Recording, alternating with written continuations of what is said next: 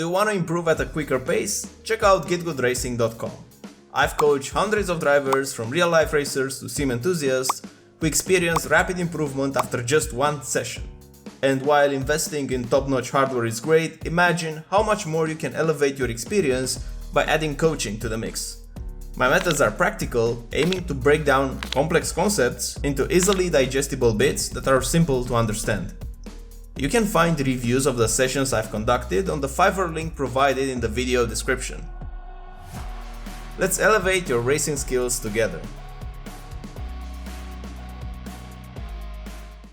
Now for the track guide. Turn 1, very important corner since it leads to the first big straight of the track, so it's very important to prepare it well. The braking point for me is the 50-meter board. Slightly past it, I'm applying the brakes. And it's very important to brake as little as you can into this corner. You don't want to over brake here. You don't want to brake late and hard. You want to brake a bit earlier and softer so that the balance of the car will be a lot better. You don't want to shift a lot of weight to the fronts just because right now you have a downhill part like right here, and it doesn't look like it's a lot, but it is. Actually, if you see it in slow motion, you can see the nose going down around here.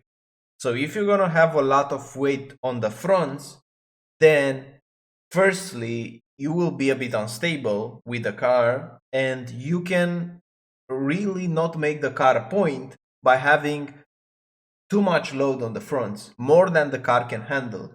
So you can get into understeering into this corner if you're gonna shift the weight a lot to the front. So instead, what you want to do is to be more gentle with the brake. Being more gentle here is one of the places that really helps, and you will see that there's gonna be a theme with this track, just because this track compared with other tracks has a lot of elevation changes. So it's crazy, but you can't really brake like in a Formula car here everywhere, because it's not gonna work in terms of balance. You have to brake more like a GT style of brakings in some corners just to better manage the balance of the car. You can really feel it if you try it. If you're gonna try to brake late and hard and almost draw like a, let's say like a spiky triangle here without having this plateau, you see on my threshold braking right now, I'm dropping just a little, and I'm able to maintain it. That's because I didn't brake very hard. Because if you're gonna brake to the limit of the brakes, you're not gonna be able to maintain that plateau part on the top. You will have to bleed it very quickly, so give it like a spiky shape of braking. But you don't really want that here in turn 1 just because of the weight transfer. So instead, you're gonna brake lighter, you're gonna hold the brakes for longer at the top, so you will still slow the car down in time. And then you're gonna trail brake and turn as late as you can. So going into this corner, it's gonna be more of like straight line braking and then turn in. You don't want to go diagonally into this corner because the idea is to prioritize the exit just because of the straight on the exit. So you want to apex as late as you can so you won't run out of track on the exit, and also to avoid doing corrections under throttle just because you will run out wide. So ideally you will be flat under throttle on the exit. So braking light, braking in a straight line, turning very late, delaying the downshift to second gear. So the rhythm of the downshift will be downshift, and then downshift. So it's DD, D. It's not DDD. You don't downshift like a machine gun with all the gears. You have to delay the last gear just whenever the car is gonna be a bit more stable, because a bigger downshift from third to second in this example is gonna unsettle the rears. So you want to keep the car balanced, you don't want to go into oversteer, and also you don't want to overslow the car. So it's very difficult. This is a quite difficult corner. It's gonna take a lot of attempts to squeeze the lap time out of it. and it's gonna be hard to do it consistently, but this is the idea. In terms of apex, I'm looking at this green part on the left side. You really want to apex at the end of this green, and by green I'm meaning this part right here, not the curb, but this one on the left of the curb, because when this ends, like right now, I want to cut here like this. So the maximum amount of steering on my steering wheel is like that on this part of the track, and cutting a lot here. So on this part I can be flat out and cut like that. And look at the throttle and the brake. They are perfectly connected and without a drop on the throttle. This is gonna gain you time on the straight.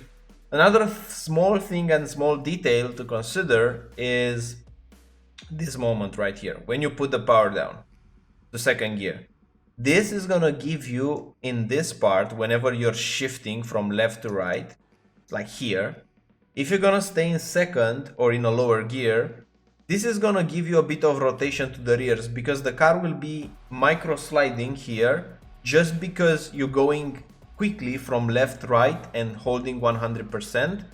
The car will start to slide a bit from the rears, which is gonna help a lot because you want to cut this curve almost to the grass. This is gonna be a highlight of the corner, because otherwise you won't be able to use all the track without dropping the throttle. And even here it's at the limit, you see, I'm going pushed all the way to the grass.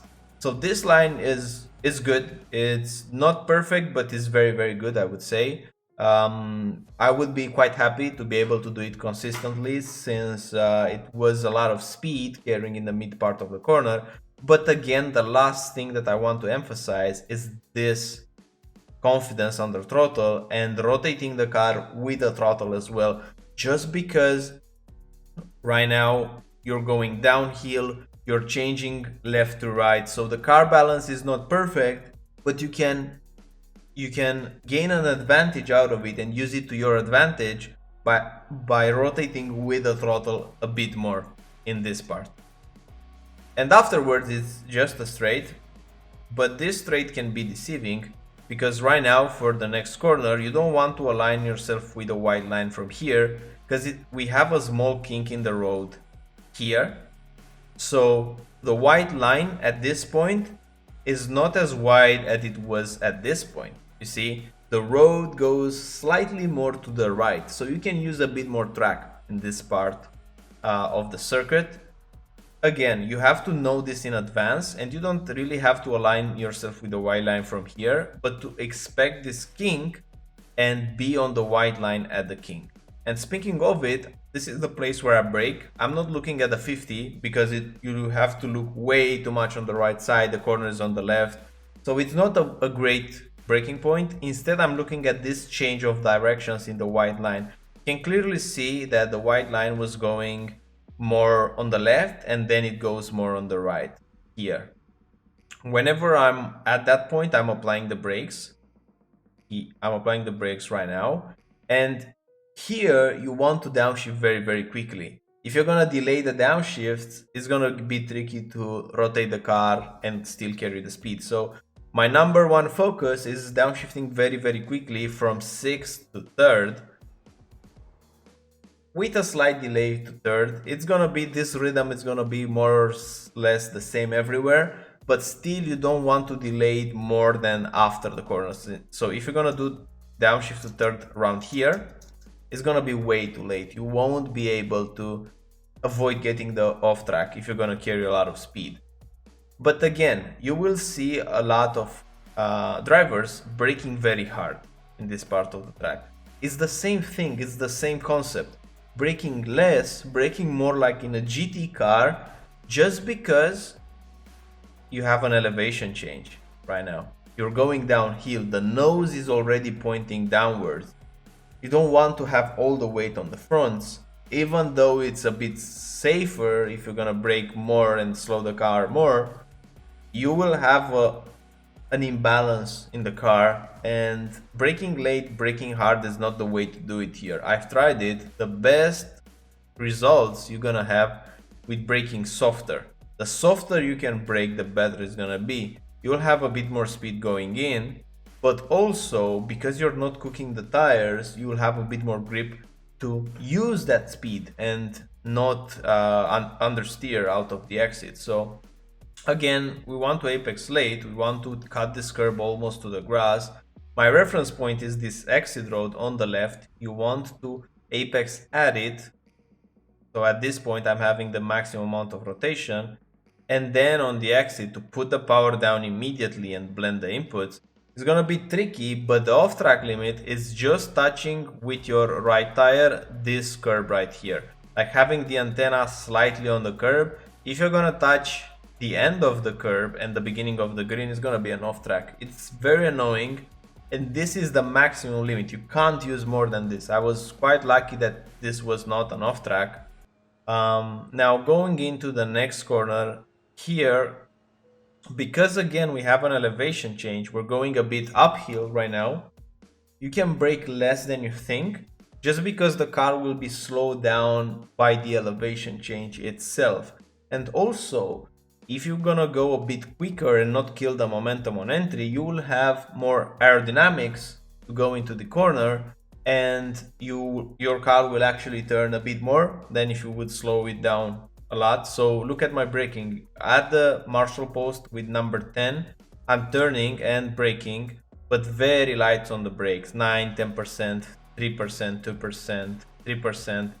And after I hit the first apex, now I'm going back on power, and I stay on power like this. So not dropping the throttle the moment that you pick it up, it's gonna be key, but also having precise apexes. Because on entry, I really want to touch this curb, but just the half of part of it, like that. You don't want to touch it all the way to the grass, you just want to kiss it on the half side. Then when staying on throttle, excuse me, let's go back to the first one because this was the second one. So on the first one, under braking, is the same thing. You touch it, you barely touch it on the half part of it, you will track out just a bit, and then when you go back on power for the last one, you cut it late, you cut it in the middle, not going to the grass, and then keeping the power on, because this is gonna give you a good line into the next corner. The next corner you don't want to use more than this, so the off-track limit is having the right tires on the white line. You want to brake in a straight line here. Don't brake diagonally into the corner. It's going to be a big mistake. You have to delay your apex as much as you can. So the braking point for me is the moment that I straighten the car up, because you're going uphill like this. And now the car is angled towards left. So I don't want to brake now. I want to bring it more centered if possible.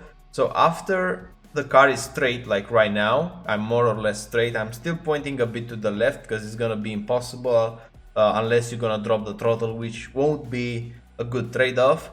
You will apply the brakes and you will delay the moment that you turn in. So it's almost a race of turning as late as you can for this corner, because you want to cut it a lot and you want to cut it late without a lot of brakes.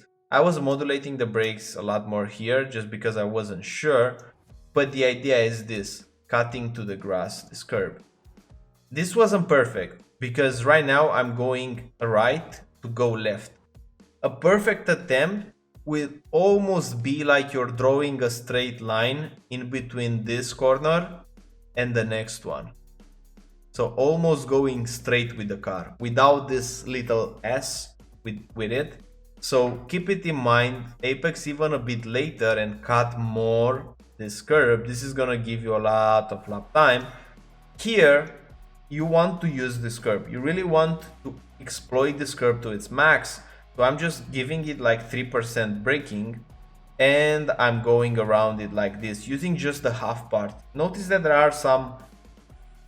The curb is basically cut in half. You want to use the first half, the one right here. If you're going to use the second one, the curb is taller at that point and it doesn't make sense to stay on it just because the car will be more unstable. You won't be able to put the power down.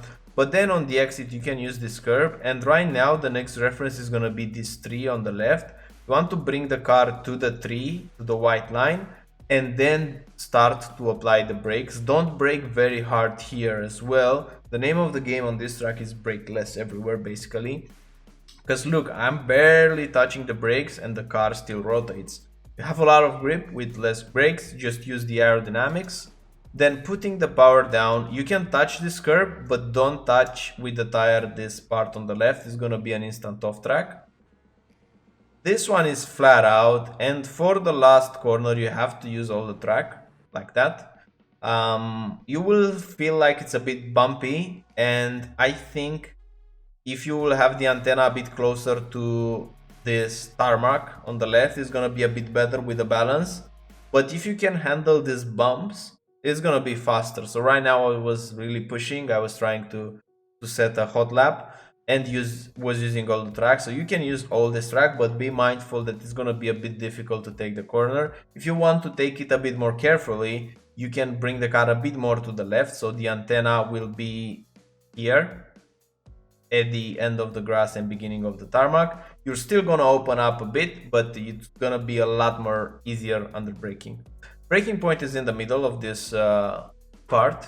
You see when you see it from a distance, the middle of this thing, like right here, is gonna be the braking point. You don't want to brake hard. You're going uphill, so you're gonna use this to slow you down. And the reason why you do this, because the aerodynamics, again, the aerodynamics are gonna help you with this corner. When you go uphill, before going uphill, because you have a bit more speed, you will have the better aero. But the moment that you start to go into the corner and you have a bit more uphill part, that's the moment that you lose the aero, but you lose it, you delay. It's basically you want to delay the loss of downforce. If you're gonna brake very hard, you lose downforce immediately. You lose it the moment that you touch the brakes. But if you use the track elevation to slow you down, it's not gonna happen here. It's gonna happen a bit more here, like right here, which is a big difference because you can carry that extra kph with it. Now, trailing into this corner, you can touch a bit this curb. If you're gonna touch all the curb, you're gonna lose a bit of speed because the car is gonna bottom out. So don't use all the curb, use just a bit of it. And then when you go on power, again, same here. You can use the starting of the curb, like the middle of it. But if you're gonna use more, you won't gain time. You will actually lose a bit. So you will see here that I'm gaining time by not using it. In the previous lap, I was using that curb.